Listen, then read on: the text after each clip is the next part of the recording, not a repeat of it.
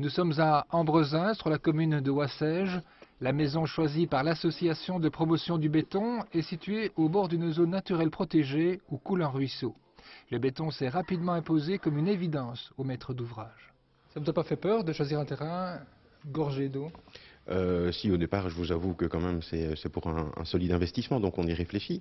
Mais donc on s'est renseigné avant d'acheter le terrain avec une étude de sol, en intervenant aussi auprès d'un ingénieur, et nous avons eu des réponses positives à toutes nos questions et déjà pouvoir chiffrer le surplus de coûts qu'on allait avoir par rapport à cette problématique.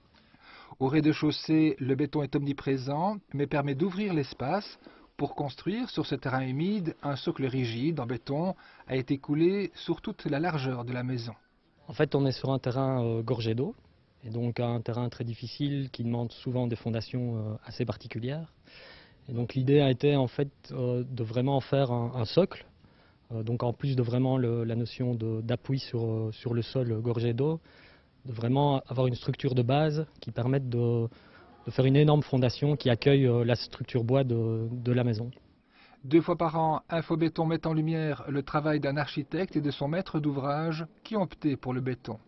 Les particularités du béton sont nombreuses, on a plus d'une émission à faire à l'heure, mais disons que l'inertie thermique est quelque chose d'important parce que grâce au béton, on a toujours une température très stable dans les maisons en béton, contrairement à d'autres matériaux. Le béton est extrêmement robuste, bien évidemment, d'où cette coque de béton qui soutient toute la maison que vous voyez là.